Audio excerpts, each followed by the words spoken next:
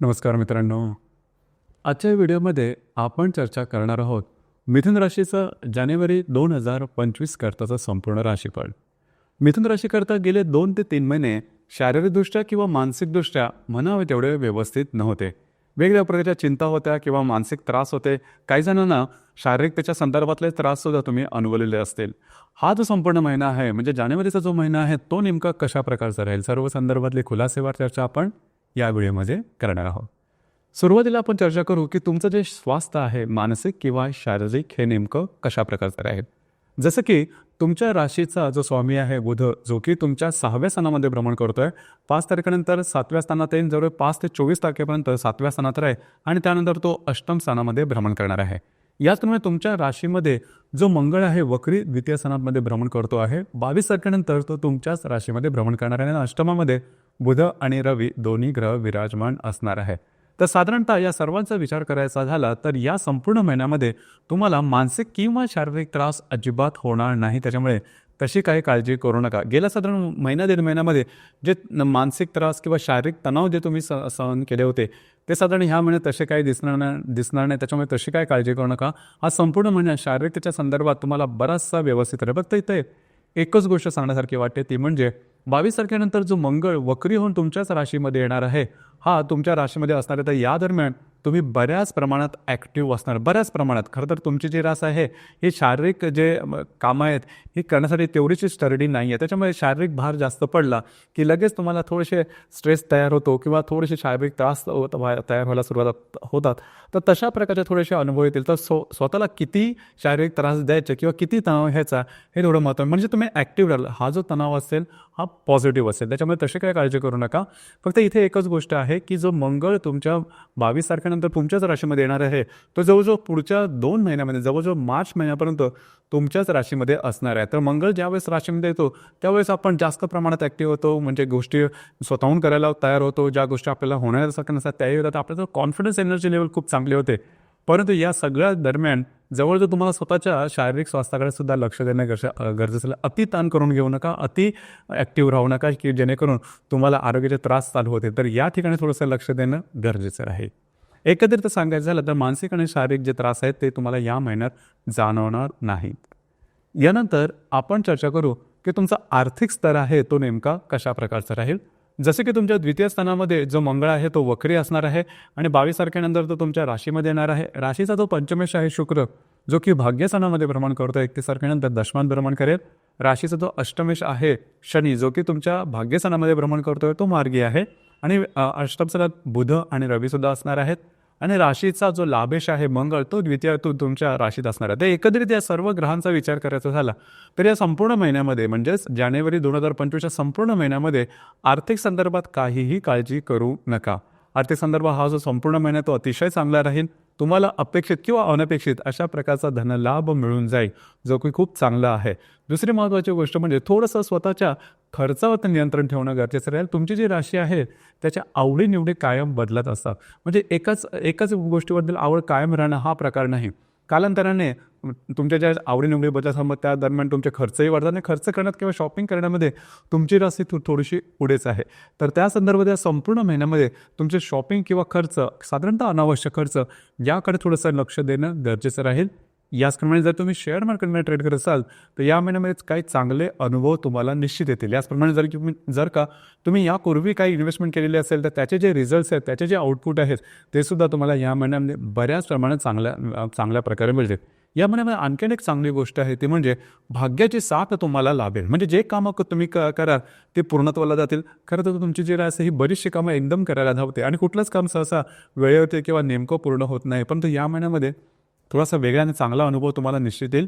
जी कामं कराल त्याच्यामध्ये तुम्हाला त्याचे रिझल्ट्स जे आहे ते तुम्हाला अपेक्षित आहेत त्याप्रमाणे मिळू शकतील.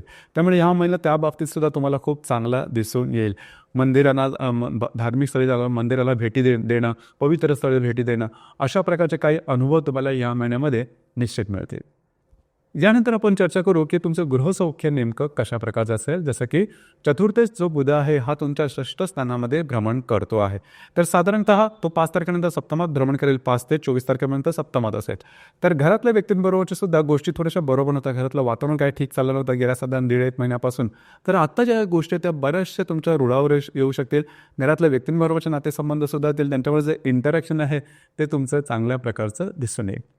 लव्ह लाईफबद्दल सांगायचं झालं तर या ठिकाणी लव्ह लाईफ गेल्या 3-4 महिन्यापासून काही ठीक चाललेलं नव्हतं. म्हणजे वादगद होणं किंवा चहाच्या कपातले वादळ, रुसवे, फुगवे, कधी कधी तर तुमचं लव्ह लाईफ अगदी टोकाचं होतं की काय, अशा प्रकारचे सुद्धा काही अनुभव आलेले असतील. परंतु या महिन्यामध्ये काळजी करू नका, तुमचं लव्ह लाईफ जे आहे ते अतिशय व्यवस्थितपणे दिसून येईल. जर का तुम्हाला नवीन रिलेशनशिपमध्ये जायचं असेल तरीसुद्धा हा कालावधी खूप चांगला राहील.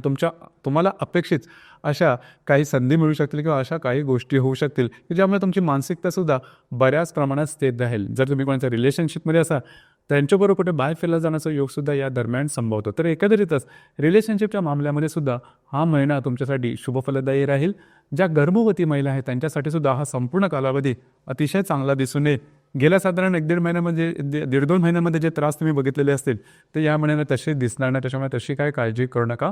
मात्र या महिन्याचा शेवटचा जो कालावधी आहे, शेवटचा जो आठवडा आहे त्यामध्ये थोडंसं आरोग्याकडे लक्ष देणं गरजेचं राहील. विद्यार्थी वर्गासाठी हा महिना बराचसा व्यवस्थित जाईल. म्हणजे तुम्ही जी मेहनत घेतलेली आहे, तुम्ही जे हार्डवर्क केलेलं आहे त्याचे रिझल्ट्स तुम्हाला खूप चांगले मिळतील. अर्थात ग्रहांची साथ चांगली आहे म्हणून तुम्ही प्रयत्न करायचे सोडून अजिबात देऊ नका. एवढं मात्र निश्चित की जे तुम्ही प्रयत्न कराल त्याचे तुम्हाला अपेक्षित असे रिझल्ट्स निश्चित मिळतील. याचप्रमाणे वैवाहिक जीवनाबद्दल सांगायचं झालं तर तुमच्या राशीचा जो सप्तमेश आहे गुरु, जो की तुमच्या व्ययस्थानामध्ये भ्रमण करतोय, तो वक्री आहे आणि सप्तम स्थानामध्ये बुध सुद्धा येणार आहे. बुध जवळजवळ 5 तारखेपासून ते 24 तारखेपर्यंत तुमच्या सप्तम स्थानातच असणार आहे. आणि जो रवी आहे तो तुमच्या सप्तमातून अष्टमात भ्रमण करणार आहे 15 तारखेनंतर. तर साधारणतः वैवाहिक जोडीदाराच्या नातेसंबंध या महिन्यामध्ये बरेचसे चांगले येतील. तुमच्या दोघांमध्ये इंटरॅक्शनसुद्धा अतिशय चांगल्या प्रकारचं दिसून येईल. गेल्या साधारण 1-1.5 महिन्यामध्ये ते थोडंसं इंटरॅक्शनमध्ये फरक आलेला होता. तुम्हाला असं वाटलं पण असेल की जे आपले वैवाहिक जोडीदार हे आपल्यावरच हावी होतात का, पण तसे काळजी करू नका. या महिन्यामध्ये दोघांमध्ये जी ॲडजस्टमेंट आहे ती खूप चांगल्या प्रकारची दिसून येईल. अंडरस्टँडिंग खूप चांगल्या प्रकारची दिसून येईल. फक्त या महिन्याचा जो शेवटचा आठवडा आहे त्यामध्ये थोडंसं म्हणजे जसं मंगळ तुमच्या राशीमध्ये त्यावेळेस थोडंसं वाटू शकेल, पण काळजी करू नका. फारसा काय मोठा परिणाम तुमच्या वैवाहिक जीवनावरती होणार नाही. ज्याचप्रमाणे जर तुमचं कार्यक्षेत्र आहे त्या संदर्भात विचार करायचा झाला तर अजिबात काळजी करू नका. कार्यक्षेत्राच्या संदर्भात काहीही प्रॉब्लेम नाही. फक्त काय तर थोडीशी धावपळ वगैरे जी तुम्ही त्याला जवळजवळ गेल्या बऱ्याच महिन्यापासून करता आहात ती धावपळ थोडी राहील. परंतु कार्यक्षेत्रावरती गदा येणं किंवा गोष्टी विपरीत होणं, वेगळ्या प्रकारे होणं असं मात्र अजिबात होणार नाही. त्याच्यामुळे त्या संदर्भातली काळजी करू नका. तर एकंदरीत सांगायचं झालं तर हा संपूर्ण महिना मिथुन राशीसाठी बराचसा चांगला राहील. गेल्या 2-3 महिन्याची जर का तुलना केली तर बऱ्याच प्रमाणात म्हणजे आर्थिक, सामाजिक किंवा तुमच्या मानसिक किंवा शारीरिक स्तरावरती सांगायचं झालं किंवा इव्हन रिलेशनशिपच्या बाबतीमध्ये सुद्धा हा संपूर्ण महिना चांगला जाईल. फक्त एकच गोष्ट आहे, खर्चावरती नियंत्रण ठेवणं अत्यंत आवश्यक राहील या महिन्याच्या. आणि जे तुमचं जास्त प्रमाण ॲक्टिव्ह वगैरे होणं, फिरणं, भटकणं वगैरे आहे तिकडे थोडंसं लक्ष द्या. त्याचा परिणाम तुमच्या शारीरिकतेवर होणार नाही, याकडे थोडंसं लक्ष देणं गरजेचं राहील. या महिन्याच्या 23 तारखेला मंगळ आणि बुधाचा प्रतियोग होणाऱ्या तुमच्या द्वितीय आणि अष्टम स्थानामधून. तर या संदर्भात कागदोपत्री व्यवहारामध्ये काळजी घ्या. इन्व्हेस्टमेंटच्या संदर्भात काळजी घेणं गरजेचं राहील. कुठल्याही प्रकारची मोठी इन्व्हेस्टमेंट, मोठी रिस्क घेऊन या महिन्याच्या साधारण 23 तारखेच्या आसपास करू नका. साधारण 20 तारखेपासून ते जवळजवळ 24-25 तारखेपर्यंत अशा प्रकारचे काही गोष्टी करू नका. म्हणजे इन्व्हेस्टमेंटच्या संदर्भात किंवा खर्चावर नियंत्रण ठेवा. स्वतःच्या आरोग्याकडे सुद्धा थोडंसं लक्ष देणं गरजेचं राहील. थोडंसं स्ट्रेस या दरम्यान जाणवू शकेल.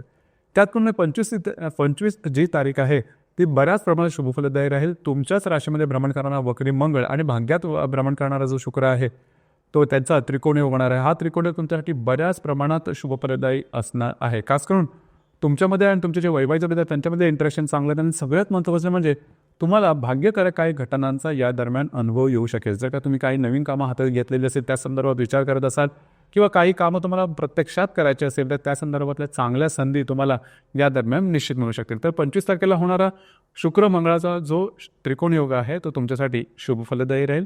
याचप्रमाणे या महिन्यातली जी अमावस्या आहे ती 13 तारखेला आहे आणि यामध्ये ती जी अमावस्या ती 29ला आहे आणि जी पौर्णिमा आहे ती 13 तारखेला आहे.